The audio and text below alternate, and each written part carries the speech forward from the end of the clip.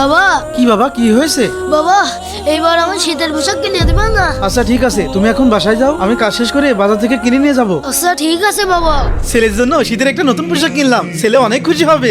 আরে এটা আমি কি দেখছি, এই ছেলেটা তো শীতে কাঁপছে। এই ছেলে, তোমার কি শীতের পোশাক নেই? ভাইয়া, আমার কোনো ভালো শীতের পোশাক নেই। কেন, তোমার মা বাবা কেউ নেই? আমার মা বাবা কেউ বেঁচে নেই।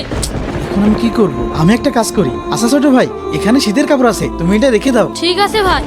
শীতের কাপড়টা তো দান করে দিলাম, এখন ছেলেকে কি বলবো? বাবা তোমাকে অনেক ধন্যবাদ। বাবা, আমি তোর জন্য শীতের পোশাক আনতে পারিনি। এটা কি বলছো? তুমি একটু আগেই তো শীতের পোশাক কিনে পাঠালে, এই তো পোশাক।